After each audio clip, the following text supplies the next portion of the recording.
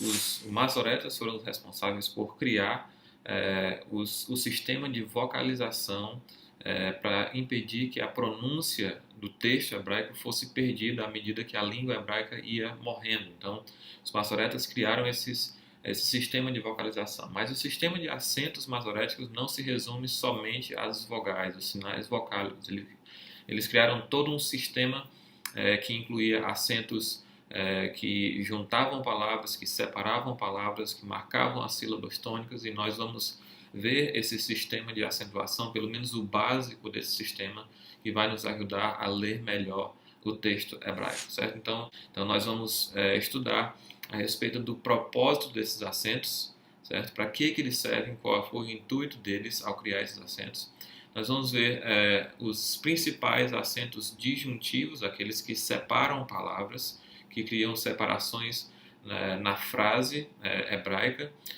Nós vamos ver os principais acentos conjuntivos, aqueles que juntam palavras, que expressam relações entre palavras. E nós vamos ver na prática, eu vou pegar o texto do livro de Ruth, capítulo 1, nós vamos ver na prática como dividir o texto hebraico em pequenas seções baseadas nos acentos masoréticos, para que nós possamos traduzir com mais facilidade. Então fica aí que o vídeo está muito bom, muito legal e vai ser muito útil para você. Vamos lá, vamos aprender hebraico. Então, o hebraico tem um conjunto de acentos além das vogais e eles são utilizados no hebraico para alguns propósitos. Um deles é indicar se uma palavra deveria ser junta, deveria ser entendida junta ou separada da vogal seguinte, da palavra seguinte. Então, esse é um dos propósitos, indicar se. Então, você tem acentos que são conjuntivos, que juntam palavras, e acentos que são disjuntivos, que separam palavras uma da outra, mostram divisões dentro do versículo.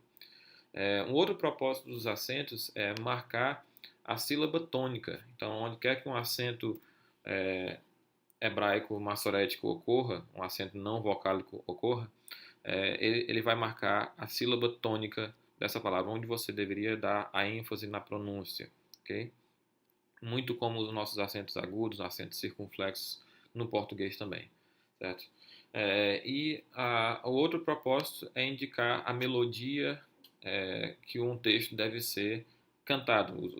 Os judeus, eles costumavam ler o texto em uma certa cadência, em um certo ritmo, e os acentos massoréticos, eles ajudam a saber qual é a cadência que um texto deve ser lido, especialmente quando se trata de livros poéticos, né?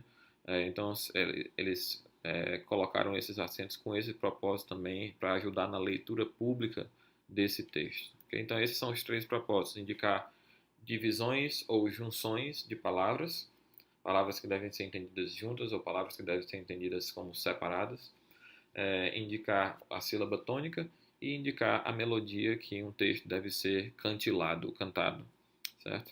Então, essas são as principais funções. Então, se você tem uma Bíblia hebraica, uma cópia física da Bíblia hebraica Stuttgartenser, ela provavelmente vai vir, a não ser que você tenha comprado usada ou perdido, provavelmente ela vai vir com uma espécie de marcador de texto com algumas instruções dentro. Então, essa é chamada Tabula Accentum, que inclui os principais acentos massoréticos, acentos conjuntivos e acentos disjuntivos. Existem acentos que são para todos os livros comuns, exceto os livros poéticos, e os acentos para os livros poéticos, incluindo Salmo, Jó e Provérbios, certo? Então, eles são divididos em acentos disjuntivos, que são também conhecidos como os acentos reis ou senhores, domini, o termo latino, e acentos conjuntivos, que juntam palavras, que são os acentos servos. Então, você tem os senhores e os servos dentro dos acentos, certo? Então, aqui eu vou mostrar para vocês, depois de ilustrar aqui com o texto do livro de Ruth, os principais acentos massoréticos, tanto de conjunção como de disjunção, certo? Aqui os acentos domini, ou senhores, e servos que existem no texto hebraico. Okay? Então, acentos disjuntivos são a maioria dos acentos que você vai se deparar são acentos disjuntivos.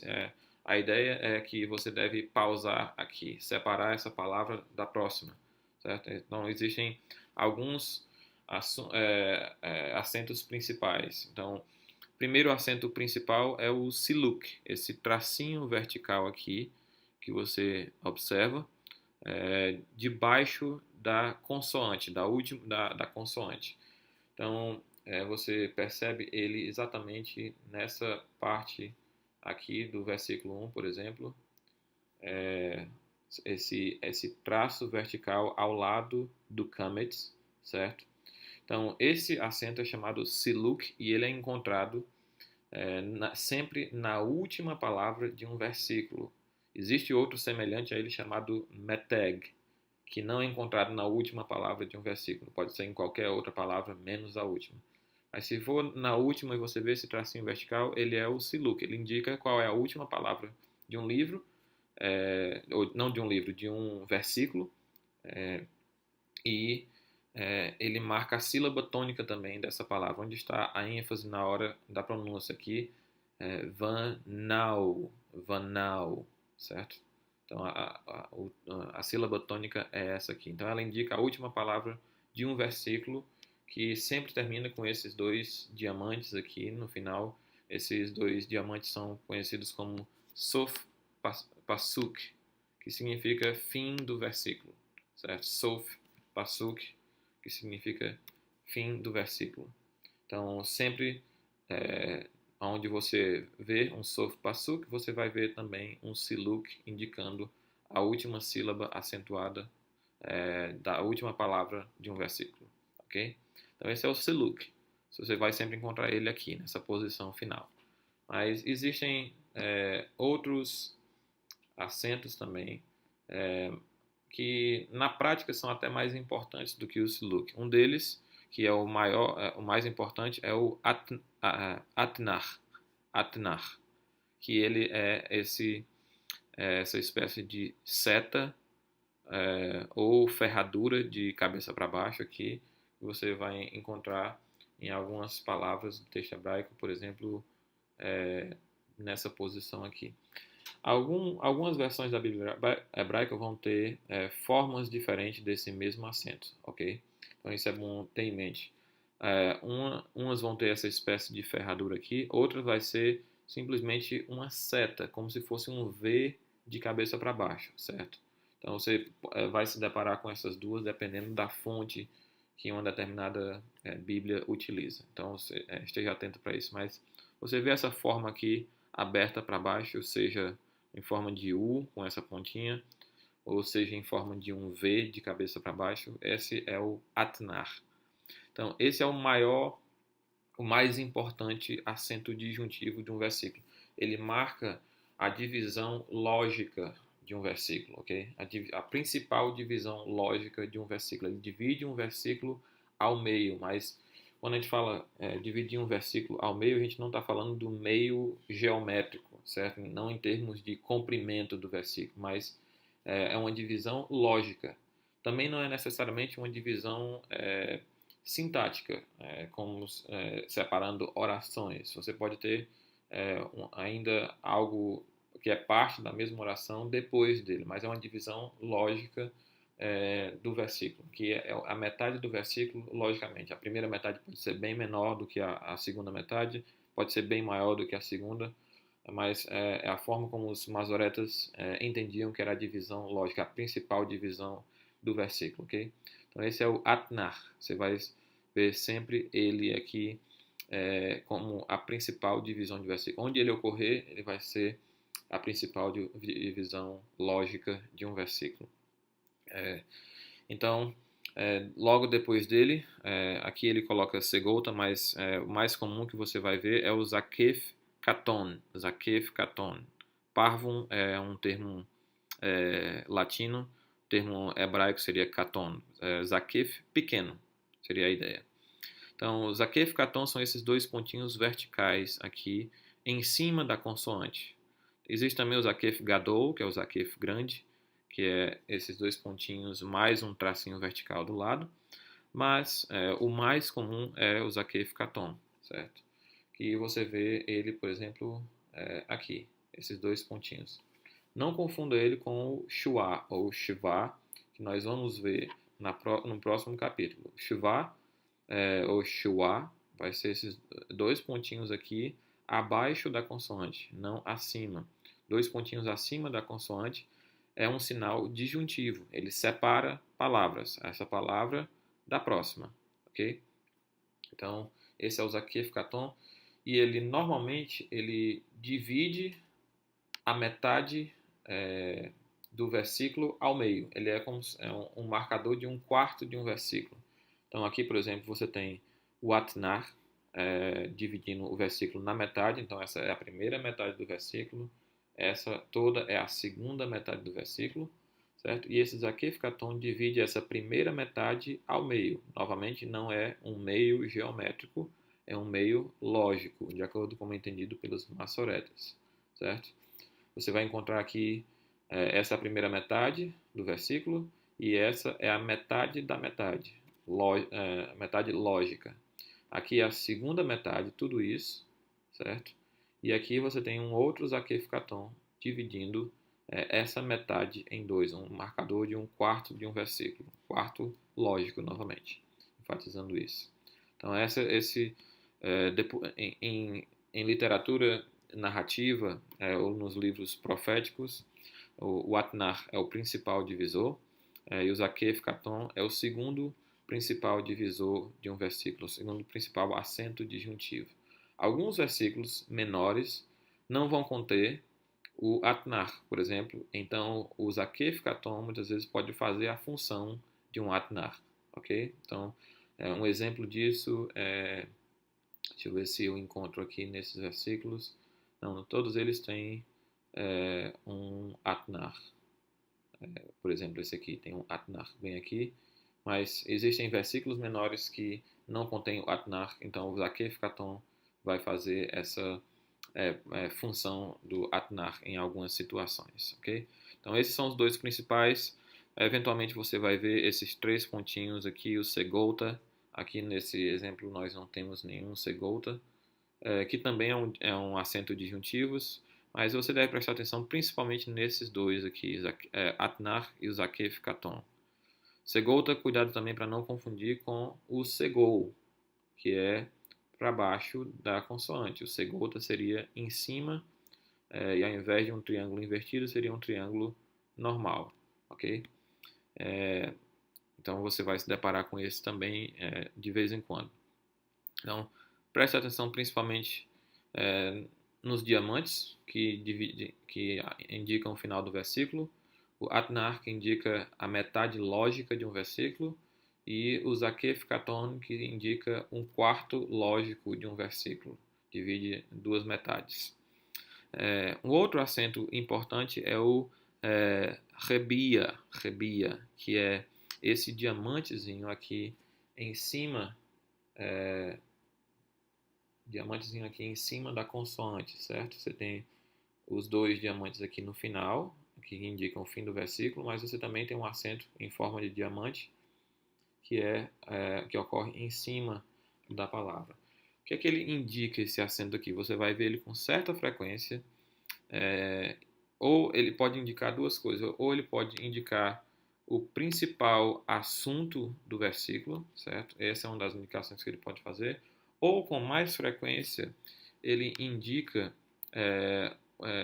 uma citação ou um discurso direto que vai seguir a um verbo de fala. Então, ele disse, então ele falou, então ele respondeu. Então, logo depois a palavra seguinte ao rebia vai dizer, indicar o que foi dito, o que foi respondido, o que foi falado, certo? Então, ele é utilizado para introduzir citações ou, quando não se trata de uma citação, o principal assunto do versículo, a palavra mais importante de um versículo ou da primeira parte de um versículo, ok? Esses são os principais acentos disjuntivos. Atenção especial ao Atnar e Zakef Katon. Atnar e Zakef Katon são os dois principais disjuntivos que separam palavras. Quanto a acentos conjuntivos, eles ocorrem com menos frequência, têm uma importância menor do que os disjuntivos, mas uma atenção especial deve ser dada ao munar, que é essa espécie de L ao contrário aqui, que é o acento conjuntivo, ele junta palavras mais forte que existe no hebraico, certo? Então, quando você vê o munar, você assume que duas palavras devem ser entendidas juntas. Por exemplo, aqui, essa palavra aqui deve ser entendida junta com essa palavra aqui. Essas duas palavras devem ser entendidas juntas. E às vezes elas vão ter alguma espécie de relação entre elas. Às vezes essa relação pode ser uma cadeia de construto, que é algo que nós vamos ver mais na frente, que indica, por exemplo, a ideia de posse ou a ideia de origem de algo. Pode ser um verbo e o seu sujeito, ou pode ser um substantivo e um adjetivo. Então, você vai ter alguma relação entre elas, relação de posse ou de origem, no caso da cadeias de construto, que é um verbo e o seu sujeito, ou um substantivo e um adjetivo, ok? Então, você vê o munar, você pensa em que duas palavras devem ser entendidas juntas, ok? Então, esses são os principais que você deve ter em mente. Okay? Então, aqui mostrando a utilidade um pouco disso aqui.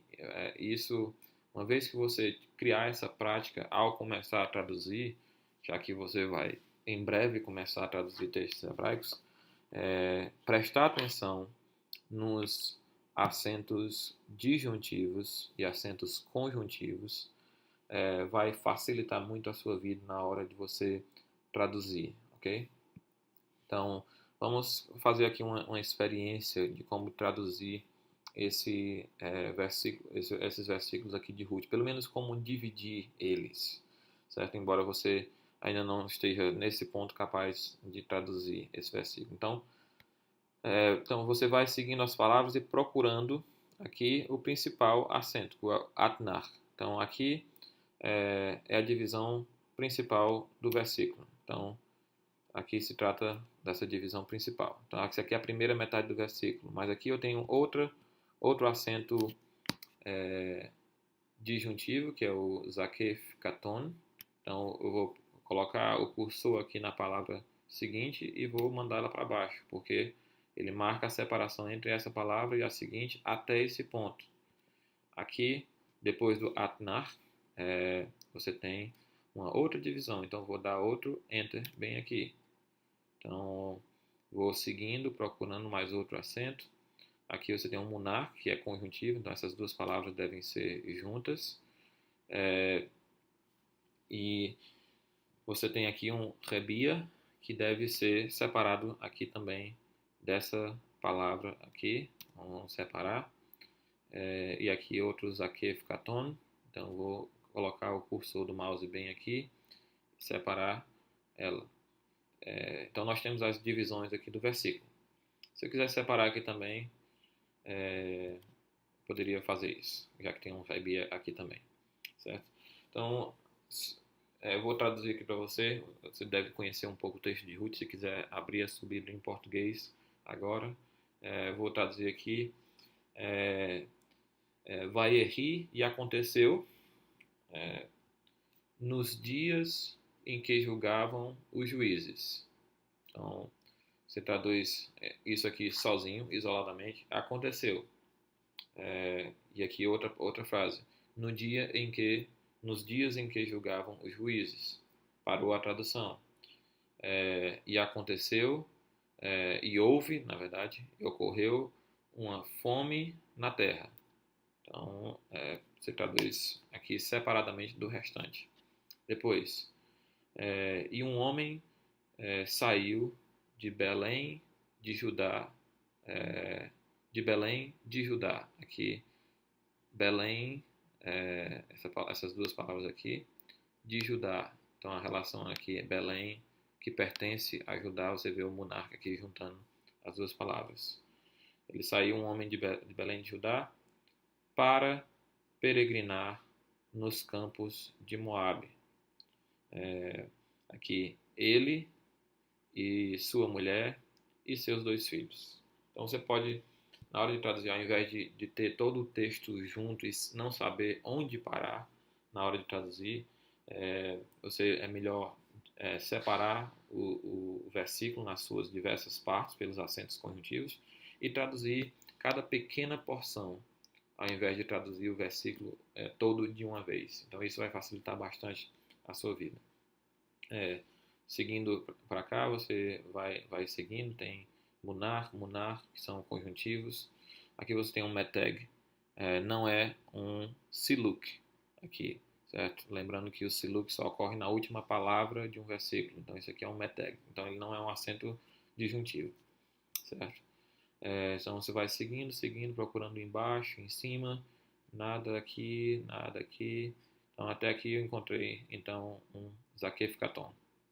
Então eu vou dividir o versículo bem aqui. Depois você tem o atnar bem aqui. Vou dividir o versículo bem aqui. Não tem mais nenhum outro zakef katon. Então você tem toda essa grande parte aqui, incluindo essas 2 linhas. E o nome do homem era Elimelec, o nome da sua mulher era Naomi, e o nome dos seus 2 filhos eram Malom e Quilion Efrateus. Então, esse versículo foi dividido aqui só porque estavam dando os nomes das pessoas. Aí, a próxima parte, que é essa linha aqui, de Belém de Judá. Você pode traduzir sozinho, depois você trabalha em como juntar em uma boa tradução essas 2 partes. E foram e entraram nos campos de Moabe e ficaram lá. Então você pode ir. Eles entraram, eles foram aos campos de Moabe e ficaram lá. Então você traduz toda essa parte aqui, independente do resto. Depois traduz essa aqui, independente do resto. Depois essa terceira parte, independente do resto. Depois você junta tudo numa boa tradução. Seguindo para cá, você tem a divisão aqui, Atnar, principal divisão, e não tem nenhum Zakef Katon, só tem essas 2 divisões aqui. E morreu Elimelec, marido de Naomi. Pronto, traduzi até aqui. E ela foi deixada e ela foi deixada ela sobrou, ela restou e seus 2 filhos e os 2 filhos dela, certo?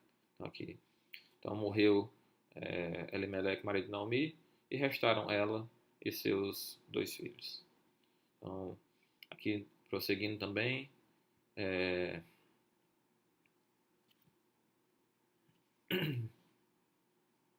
a divisão aqui com o Rebia. Aqui outra divisão com o Zakef Katon. Aqui outra com o Zakef Katon. Aqui com Atnar. E só. E tomaram para eles. Pronto, parei a tradução. E tomaram para eles mulheres moabitas. O nome da primeira, Orpá. O nome da segunda, Ruth. E viveram lá por cerca de 10 anos. Certo? Então aqui, quando eu separo, fica mais fácil de eu traduzir cada parte individualmente, depois eu junto tudo numa tradução só. Aqui, novamente, você tem um Atnar, divisão aqui, e não tem nenhum Zakef, tem um Zakef Katon bem aqui nessa palavra, então eu vou dividir na próxima.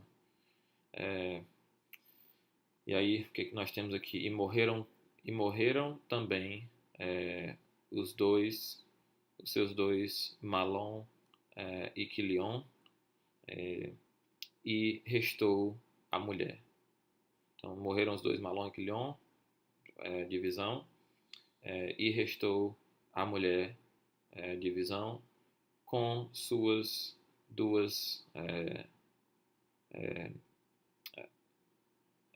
Não, e a mulher foi privada, e foi privada a mulher dos seus dois garotos e do seu marido, na verdade.